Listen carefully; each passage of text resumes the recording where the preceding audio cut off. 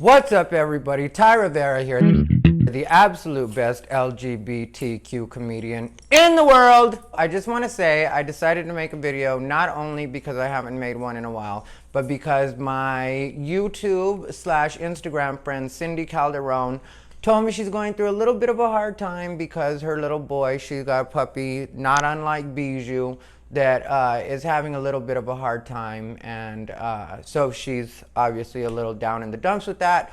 She said that she watches my videos for a pick-me-up, so I was like, let me give Cindy a quick little video. And also, you know, because it's not going to be just to Cindy. Cindy isn't going through anything like what I'm about to talk about, or I don't know that she is. But what I wanted to talk about was, here's the deal with me. I cut my hair, that's first off, so we'll talk about that just really briefly. I just got tired of it. It was hot, and it was slowing me down, and it was getting in the way. And you can ask any one of my exes, once you start to slow me down and get in my way, it's time to go. So I was like, let's just cut all this off. And I know that I just got through dyeing it, but you know, it's still light, what's left of it. And so I'll continue on that path for now. But I just didn't want to have long hair anymore. I mean, like, it was really pretty, and I agree when people say that I had beautiful hair. I agree I had beautiful hair, not in a conceited way, just I have beautiful hair. But what people don't see is that I have to flat iron it and curl it, and anybody that goes through that, I know a lot of ladies do, and God bless you, ladies. Some of you can just wash and wear, and that's lovely for you. But for me, my hair is a process always. Even at its easiest, it's still a process. So I got tired of having that much hair, and I did something about it. Outside of that, here's what I'll tell you guys. I've been doing a lot of stuff here at my apartment because it wasn't that homey, you know. I do have to admit that when I was with my ex, he was the one who put a lot of stuff on the walls and brought a lot of the decorative stuff in.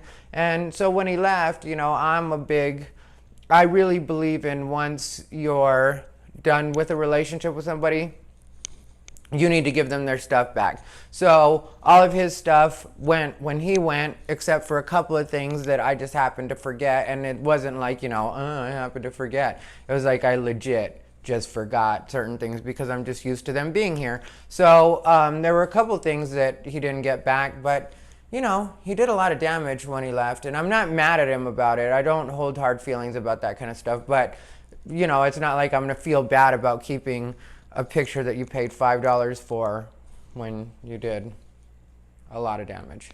But that's neither here nor there. My point is, I'm not a relationship guy usually, which I've discussed a few times, but when I am in a relationship, I go all in. So the last two relationships that I've been in, I have gone out of my way to make things more homey, and you know, just like when they said we needed something, I did my best to get it. And if there was something that needed to be, you know, like new bedding or that kind of stuff, I just, you know, I make it so that it's comfortable for the person that I'm with. More for them than for me, which is something that I'm kind of ashamed to admit, because I deserve that same treatment, especially since I'm me and I'm the one doing it. So when I'm not with someone, a lot of times I'll live more of a bare bones lifestyle, which I am a little bit of a minimalist, not to an extreme degree, but I am a minimalist enough that I can't pronounce the word minimalist. But I am a minimalist in the way that I don't like to have a lot of unnecessary stuff. If stuff doesn't fit me, I usually get rid of it, or I have it tailored to fit me. But a lot of times I just get rid of stuff, and that's what I've been doing, is a lot of cleaning, organizing. That's something I've talked about before. But when it comes to like actually adding to my place or buying new bedding, that's not stuff that I would usually do if I was alone. And it hit me the other day. It's like, my bathroom is very plain. And that's, you know, this is a 1.5 bath apartment. So both bathrooms are very plain. And I was like, you know, if I just had a cuter bathroom or cuter bathrooms, that would really be great. It would really improve my quality of life, which sounds silly, but just mentally, I would feel more at home if I had cuter bathrooms. So I went ahead and did something about that. I hooked up both of my bathrooms And, you know, I'm not the best decorator in the world, but I did what I could do and I made it look nice. And so I'm proud of myself for that. And then when it came to, I just happened to be at IKEA and I saw that they had, you know, a duvet on sale. And I was like, this is cute. Actually, I like this.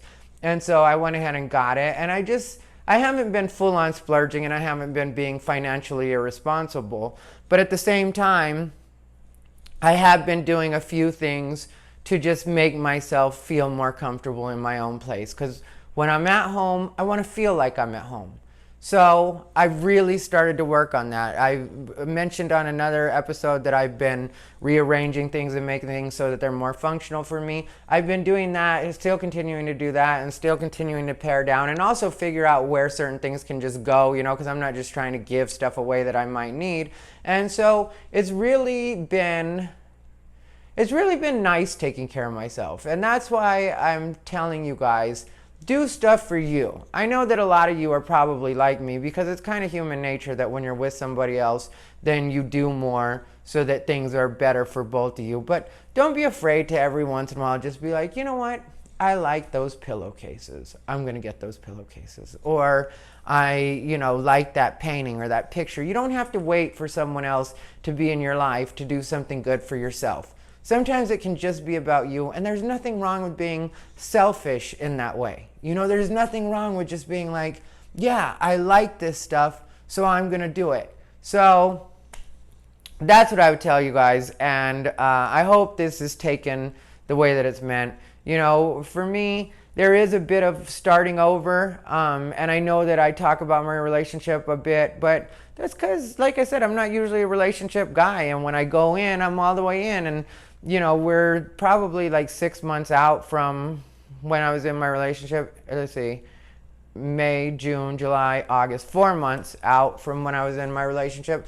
And I was engaged, which actually meant something to me, you know. It wasn't like I just did it in a way that, I mean, like maybe to him or to other people, it felt like it was impulsive and just like I just did it. But really it meant something to me, you know. So there's that process, and I think that for other people, from the feedback that I get when I talk about it, for other people, they like to hear it just because then they don't feel alone, because some other people are going through that same thing. And if you've been around me or you know me, you know that I'm not pining for him, you know that I'm not constantly talking about him, but every once in a while it pops in my head, and every once in a while I will talk about it, because that's the whole reason that I ended up in Las Vegas. Well, he's not the reason I ended up in Las Vegas, but he definitely is how I ended up in Las Vegas. So I'm not going to pretend that that didn't happen. I'm not going to pretend that that didn't mean something.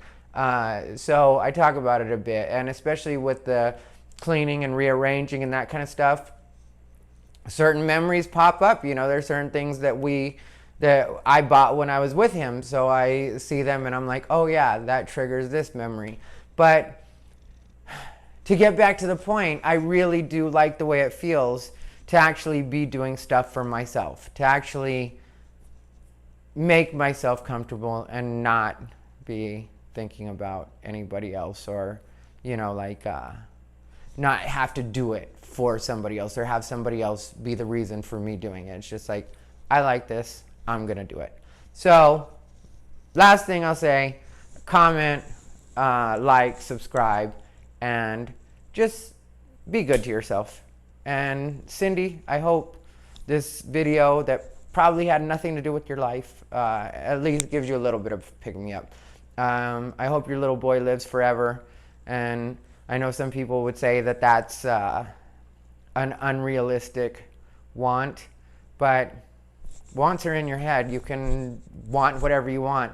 I hope Bijou lives forever. I'm gonna try to make her live forever. So I will wish that same thing on your boy that I wish on Bijou every night. So thank you for watching, everybody. This has been Ty Rivera, the absolute best LGBTQ comedian in the world. If you're in Las Vegas tonight, Friday night, I'm going to be performing at the Dirty at 12:30. I'm headlining at 12:30, South Point Casino. I forget the name of the exact bar it's at, but if you just walk in and ask them where the Dirty at 12:30 is, they're going to tell you. Everybody have a good day.